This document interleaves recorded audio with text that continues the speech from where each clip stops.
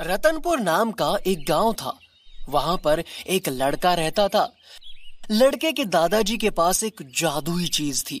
जब दादाजी बाहर जाते हैं तब वो जादुई चीज लड़के को देकर जाते हैं।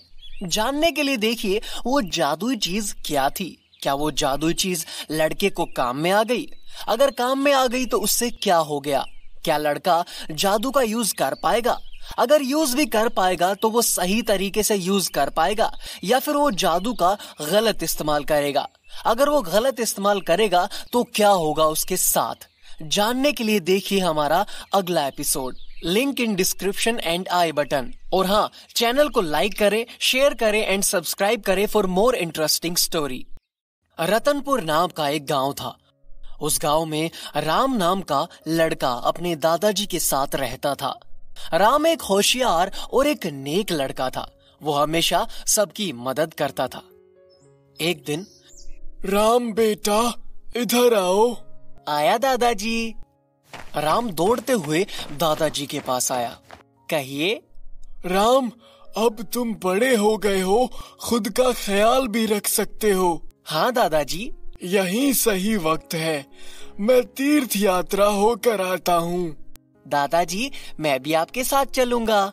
नहीं बेटा, तुम्हारी पढ़ाई छूट जाएगी और मैं 2 महीने में लौट आऊंगा।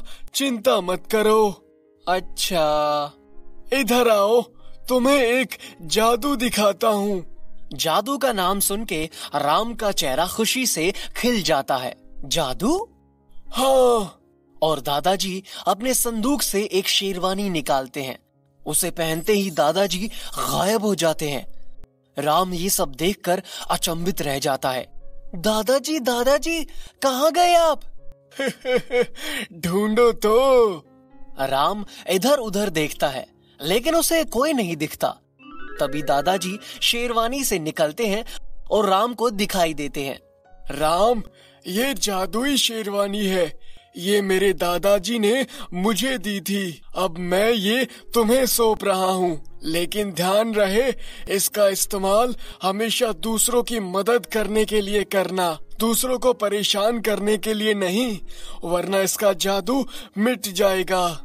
हाँ हाँ। अगले दिन सुबह दादाजी तीर्थ यात्रा पर निकल जाते हैं। बेटा, अपना ख्याल रखना। हाँ दादाजी। राम दादाजी को बाय बाय करता है और घर में आके वो जादुई शेरवानी के पास जाता है और उसे देखता है। कुछ दिन ऐसे ही गुजर जाते हैं।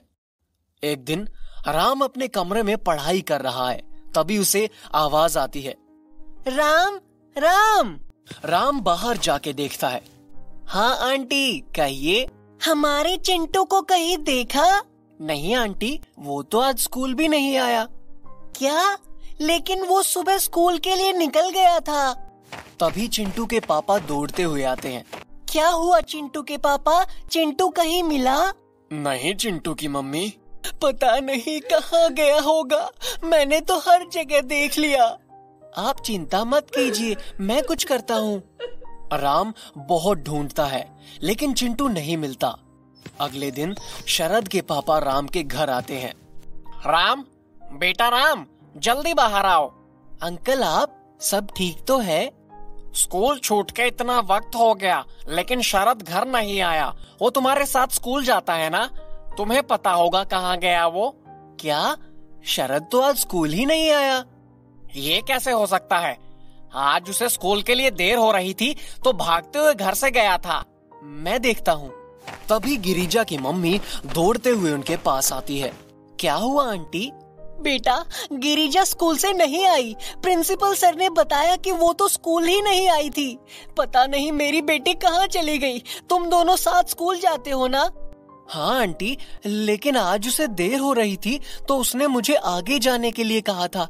मैं अकेले स्कूल गया और वो आई ही नहीं, तो मैंने सोचा शायद देर होने के कारण उसने आज स्कूल स्किप ही किया हो। नहीं बेटा, आज उसे देर हो गई थी लेकिन फिर भी वो स्कूल गई थी। आज उसे वो अलग अलग ग्लिटर्स का प्रोजेक्ट सबमिट करना था। ये कैसे हो सकता है? मेरे स्कूल के स्टूडेंट्स अचानक से गायब क्यों हो रहे हैं? इसके पीछे कौन हो सकता है? आंटी, आप चिंता मत करो, मैं गिरिजा और शरद दोनों को ढूंढ के वापस ले आऊंगा। राम जादुई शेरवानी के पास जाता है और स्कूल के लिए निकलता है। वो स्कूल के पास पहुंचता है और स्कूल की घंटी बजती है। आज तो देर हो गई। तभी उसे याद आता है, आज उसे स्कूल के लिए देर हो रही थी तो वो भागते हुए घर से गया था। गिरिजा को भी देर हो रही थी। चिंटू तो हमेशा देर से स्कूल आता है। उन तीनों को स्कूल के लिए देर हो रही थी। इसका मतलब उन्होंने स्कूल के लिए शॉर्टकट लिया होगा और उसी रास्ते पे किसी ने उन्हें किडनैप कर लिया है। राम भागते हुए शॉर्टकट वाले रास्ते पे जाता है। तभी उसे रास्ते में ग्लिटर दिखता है। ये जरूर गिरिजा की प्रोजेक्ट से गिरा होगा। राम आगे आगे जाता है तो उसे कीचड़ में किसी बहुत बड़े जानवर के पैर के निशान दिखते हैं। इतने अजीब निशान, ये जरूर कोई डरावना जानवर है। राम उन निशानों को फॉलो करते हुए एक गुफा में पहुंचता है। गुफा में उसे दिखता है कि एक पिंजरे में एक कौवा अपने दोनों आंखें बंद करके बैठा है। ये कौवा ऐसे आंख बंद करके क्यों बैठा है? राम आगे जाता है तो उसे उसके दोस्त एक पिंजरे में बंद दिखते हैं। वो दौड़ते हुए उनके पास जाता है, लेकिन उनके पिंजरे को ताला लगा है। इसकी चाबी कहाँ हो सकती है? तभी उसे किसी की खराटे लेने की आवाजें आती हैं। राम उस आवाज की तरफ जाता है तो उसे एक बहुत बड़ा राक्षस दिखाई देता है। ये क्या है? एक राक्षस? एक बहुत ही बड़ा आदमी है जिसके माथे पे 2 सींग हैं और उसके नाखून बड़े बड़े हैं। वो एक पलंग पे सो रहा है।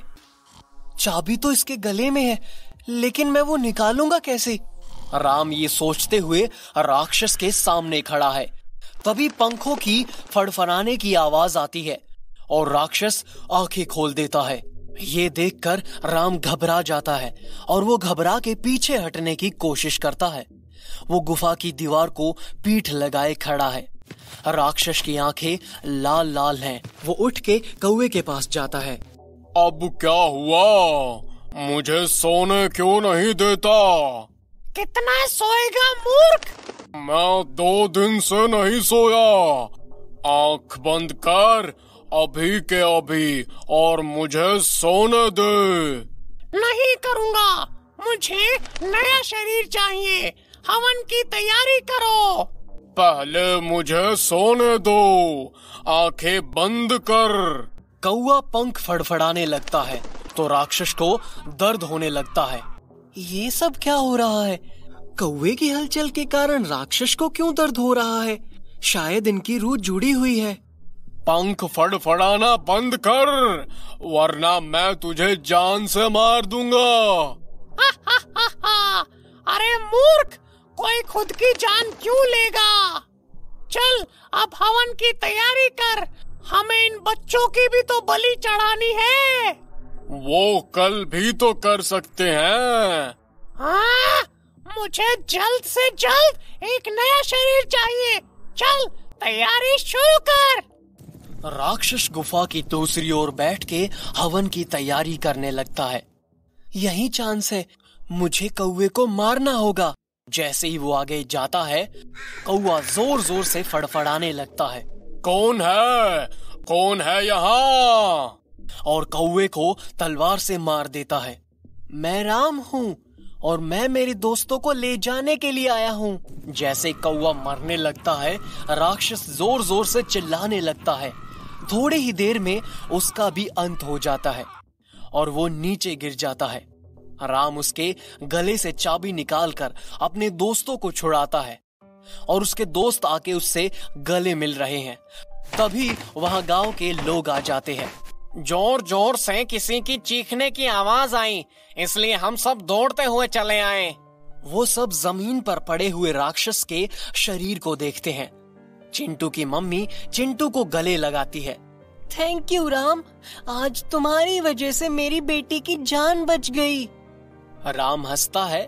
वो शेरवानी की तरफ देखते हुए कहता है, थैंक यू शेरवानी, आज तुम्हारी वजह से मैं अपने दोस्तों की जान बचा पाया। तो दोस्तों, इस कहानी से हमें ये सीख मिलती है कि हमें हमेशा दूसरों की मदद करनी चाहिए और किसी भी संकट का सामना पूरे सोच समझ के साथ करना चाहिए। थोड़े दिनों के बाद वो लड़का वही जादुई शेरवानी का गलत इस्तेमाल करने लगता है कि दादाजी उसको डांट लगा गए और उससे जादुई शेरवानी ले गए, या फिर जादुई शेरवानी का जादू खत्म हो जाएगा और वो वापस कभी नहीं आएगा। जानने के लिए जादुई शेरवानी का पार्ट 2 देखिए। मेरे बेटे ने शेरवानी के साथ क्या किया होगा?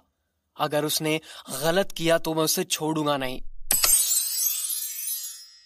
लेकिन आप लोग जानने के लिए वीडियो को लाइक कीजिए, शेयर कीजिए और सब्सक्राइब कीजिए।